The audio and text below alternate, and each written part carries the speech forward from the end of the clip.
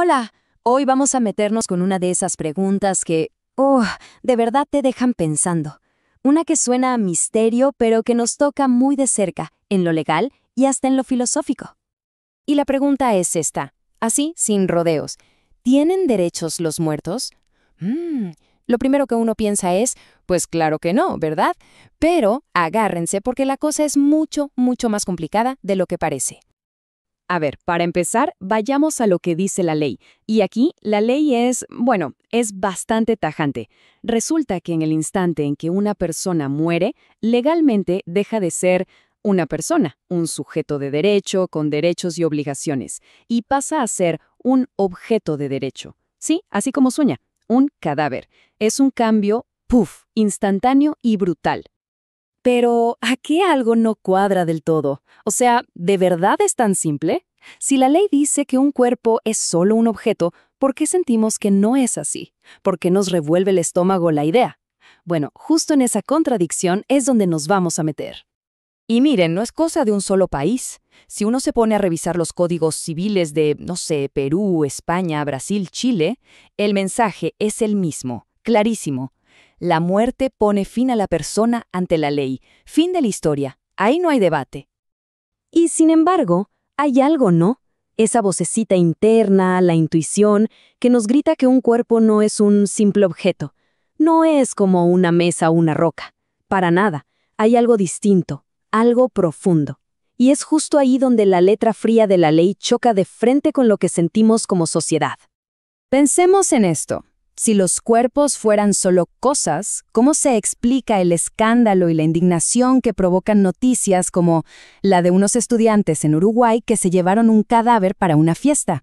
O sea, es evidente que ahí se cruzó una línea que jamás se cruzaría con, qué sé yo, una lámpara. O este otro caso de una funeraria en Estados Unidos, le cortaron los pies a un difunto porque simplemente no entraba en el ataúd.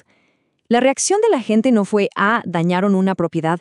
No, fue de horror, de profanación. Se sintió como un ataque a la persona que fue. Y este caso ya es de película. Imaginen la escena. Un señor, Richard Puncher, compra la tumba que está justo al lado de la de Marilyn Monroe. Su último deseo, clarísimo, es ser enterrado ahí. Pasan los años, él muere, y su viuda subasta el lugar por $4 millones. Entonces la pregunta es inevitable. Si él legalmente ya no es nadie, si es un objeto, ¿se violó algún derecho? ¿Y de quién sería ese derecho? Todos estos casos nos llevan a lo mismo. ¿Cómo es posible que la voluntad de alguien siga teniendo peso si, legalmente, esa persona ya no existe? Bueno, veamos cómo la ley misma intenta, de alguna manera, honrar los deseos de los que ya no están con nosotros. Y es que el sistema legal de hecho está lleno de herramientas para que eso pase. El testamento, por ejemplo, es la voz del difunto decidiendo qué pasa con sus cosas. La donación de órganos es su deseo salvando vidas. Los seguros de vida, las fundaciones, son como ecos de su voluntad. La persona ya no está, pero su voz de alguna forma sigue resonando y teniendo efectos muy reales. Claro, aquí es donde alguien podría decir, un momento, en realidad no se protegen los derechos del muerto, sino los de los vivos, los herederos, los beneficiarios. Y sí es un argumento con mucha lógica, ¿no? Pero, ¿de verdad es toda la historia? Porque, a ver, sí, claro que los herederos tienen derechos, pero pensemos en el fondo del asunto. Todo el mecanismo, sea un testamento, una donación, lo que sea, el motor que pone todo en marcha es una sola cosa, la voluntad de la persona que falleció. El origen de todo es su deseo. Ok, hasta ahora hemos hablado de cosas materiales, de propiedades. Pero, ¿qué pasa con lo que no se puede tocar? ¿Qué pasa con el legado, con el honor, con la reputación de una persona? Porque el legado de alguien no se va con su último aliento. Su nombre, su obra, todo eso queda. El ejemplo perfecto es el derecho de autor moral. Podrán pasar 500 años, pero nadie puede decir que Romeo y Julieta no la escribió Shakespeare. Es una forma de proteger su identidad para siempre. Es algo perpetuo. Pongamos un ejemplo hipotético, pero muy gráfico, para entender hasta dónde llega esto. Imaginen que una cantante famosísima muere trágicamente. En la funeraria, un empleado le toma fotos, muy explícitas, a su cuerpo.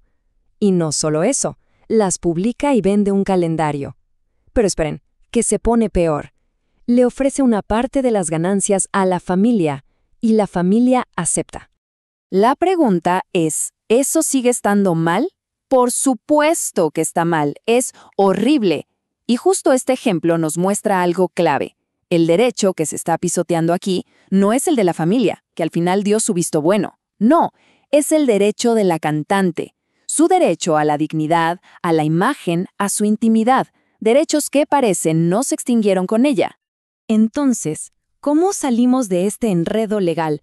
¿Cómo es que un objeto puede tener derechos que se violan?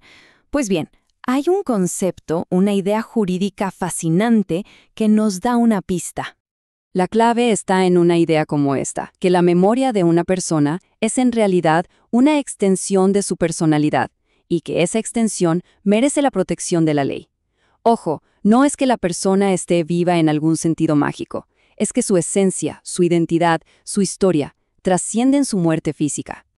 A este concepto se le llama personalidad pretérita trascendente. Suena complicado, ¿verdad? Pero no es nada sobrenatural, es simplemente una forma, un marco legal y filosófico para decir que la dignidad, la identidad y la historia de una persona van más allá de su cuerpo, se proyectan en el tiempo y por lo tanto deben seguir siendo protegidas. Y llegamos al final. ¿Y todo esto por qué importa? ¿Por qué darle tantas vueltas a los derechos de gente que ya no está aquí? Bueno, la razón es profunda.